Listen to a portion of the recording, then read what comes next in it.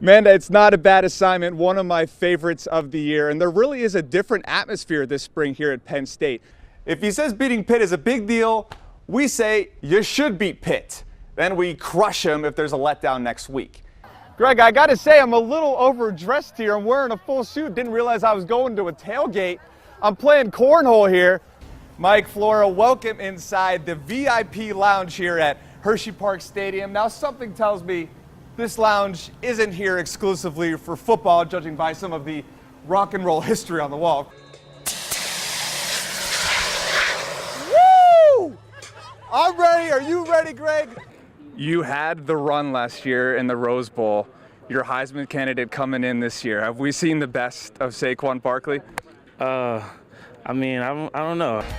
And now the signature event of all Spartan races, the spear throw. You miss, 30 burpees. Guess I better get moving. You got this, come on, you got it. Woo! There it is. Win a ticket right there. I figured I'd bring in a Celtics fan I know very well, my dad, John Welter, gracious enough to take some time away from the lake in New Hampshire. Happy Father's Day, Dad. Happy Father's Day. Let's go to the ninth inning, tied at 4 with the Phillies, and let's flash back to April 16th. Harper walks it off. So, what do you think? Worth the money? Let's go back to the future. I think so.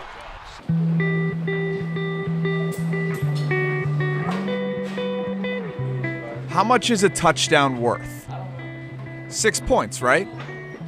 Well, for Tommy Kirchhoff, it's worth a whole lot more than that. Our Father, who art in heaven, hallowed be thy name. I can see people, like my family up there, my dad's parents, my dad's sisters, looking down, cheering me on. It reminds me of maybe what he went through with them. Kirchhoff, right side, rolling. He'll step up. He's going to air it downfield, look in the end zone, and it's going to be a touchdown. It's going to be a touchdown, Trinity. Tommy is Trinity High School's quarterback. He wears number 14, just like his father. It means a lot. It's an honor for me.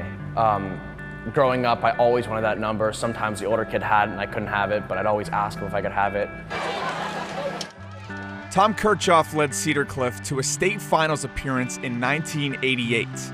He later went on to start Lafayette College and even had a brief career with the Eagles. I think that also influenced me to love football as much as I did. Growing up, playing all the time, and he never forced us to do it. Everything changed in 2010. They called my brother and I down, and they were crying. We talked for 2 hours about what the disease was, because I never heard of it at the time. Tom was diagnosed with ALS. He'd lose the ability to walk, speak, swallow, and breathe. But then going from playing football every day in the backyard and the living room to him not being able to throw, it was tough. You're essentially trying to help somebody through the dying process while still living. 6 months later, Tommy's mom, Stacy, found out she had stage 3 skin cancer. You know, you're trying to deal with your own health, your husband's health, your children, their mental health, which is the ultimate, most important thing. Stacy was able to win her battle. Unfortunately, ALS is a fight that can't be won. I didn't realize how hard it was going to be when he actually did pass.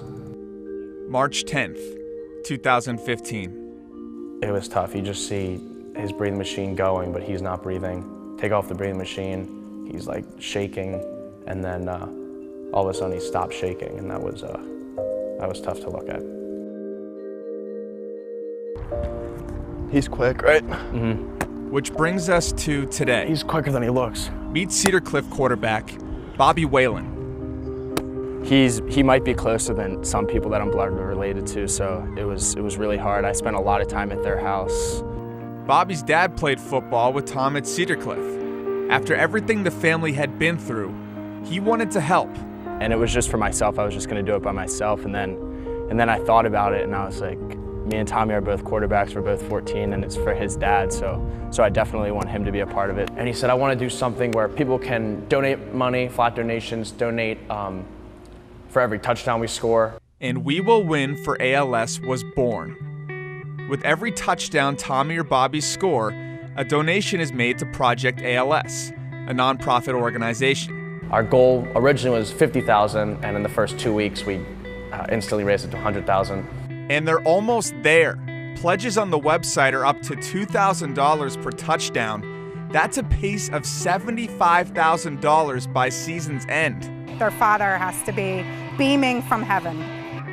So what's a touchdown really worth? Everything.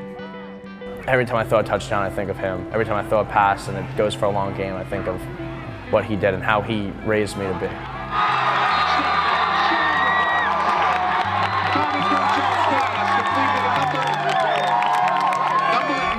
So you think about how far ALS awareness has come. Remember the Ice Bucket Challenge a couple years ago to We Will Win for ALS. So Tommy and Bobby really making a difference. If you want to pledge for their cause, you can go to projectals.org. And they're true. Rose Bowl Week 2016. Two Pennsylvania sportscasters have a simple mission. Cover Penn State. See all LA has to offer. But can they beat the traffic? Hey, I got it right here on the map. Look. What is that, a newspaper? No, it's a map. It's a map. Starring Pat Welter. This is a map. Greg Mace. Hokey smokes, Bullwinkle. With appearances by James Franklin. I don't know if you could have written a better script. Spider-Man. Why do people from Los Angeles put "the" in front of their highways? I have no idea. Darth Vader. Can the Force help you with traffic on the 10? The Force come and the Force in. And this guy. Welcome to Hollywood, you have arrived. It's the City of Angels. Don't stop believing. But who will save these lost souls? No one knows where the Hollywood sign is. I can get my map out. Is it on the 405? The 10? This bowl season. So stop me if I've told you this story before. Greg Mace and Pat Welter learn. The first time I came to the Rose Bowl here? You told me that 15 minutes ago. The true meaning of life in Los Angeles. Hello from the other side. I've traveled each and every highway. We're never gonna get out of this. This New Year's, don't miss the 110 to Pasadena. But now we've got to go all the way down this hill.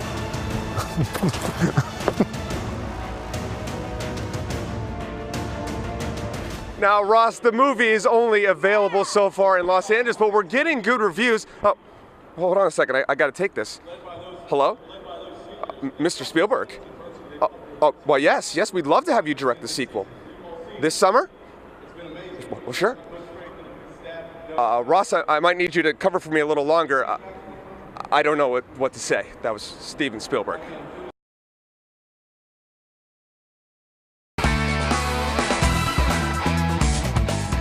This is the answer the selection committee has deemed the best one. At number 4. Yep. Washington Champions Huskies. of the Pac-12. Yep. How about it? Washington Huskies. Status quo Sunday. Washington in, Penn State out. Rose Bowl, here we come. The consolation prize of all consolation prizes, Penn State headed to Pasadena to face number 9 USC. So Rose Bowl, great, but you have to wonder, what if? What if the committee was swayed by Saturday night? Penn State's 21-point comeback, a Big Ten title, and another ranked win. But early losses to Michigan and Pitt proved too much. So Rose Bowl it is, hardly second rate. James Franklin appreciates the opportunity. Yeah, I would describe it as our guys would obviously love to have been in the playoffs, but they also are excited about the opportunity to play in a big bowl game and continue our season. So we've had a great year. I'm really proud of our guys, but yeah, they would love to have been in the playoffs. We would all love to have been in the playoffs, but we're still very, very appreciative and honored for the opportunities that we have. So there you go, James Franklin handling it with class. The question is, should we? Fans, media, don't we have a right to be upset? I mean, they had a strong case. In fact, their case is the whole point of even having a committee. So tomorrow, I'll shut up. But tonight, I'm going to let it rip. Penn State wins the Big Ten title, 38-31. This is an open letter to the committee. You know, like one of those things your friends write on Facebook, especially after Trump won. Our politicians do absolutely nothing. Sounds familiar. We looked at one loss, Washington, that loss being against a top 10 opponent. Look, I get it. Even a child knows the difference between one loss and two. What's better, 1 or 2 losses? 1. But a child knows it's the quality of wins that say who should be in. Penn State. Penn State. Washington, great story, great team. Horrific non-conference. Obviously, strength of schedule favored Penn State. So Penn State lost to Michigan. If you haven't noticed, they've won 9 in a row, including 2 wins in your final top 10. Performance on the field each and every week. So congrats, committee. You just passed on not just the best story, but one of the best teams in the sport. Could they actually beat Alabama? Now, we'll never know. It's just football. Certainly not a reason to go out and do this. I'm not upset, I'm just disappointed. I thought me and the committee were watching the same thing. Welcome back to Camelot. That's the end of my open letter. I guess the committee would rather be safe than have the guts to do the right thing. Other less controversial bowl games. Pittsburgh headed to the Pinstripe Bowl in New York City. They'll face Northwestern, and AAC champ Temple headed to Annapolis for the Military Bowl against Wake Forest. So the Steelers won big on Thanksgiving, but no Andrew Luck. Scott Tolzien was like a diet dessert. Tasted good, didn't really count. Today, the real turkey, Eli Manning and the Giants. Home game, the proverbial must-win. It all starts with defense. Pittsburgh, much better today. Second quarter. It's Eli Manning's famous red zone pick.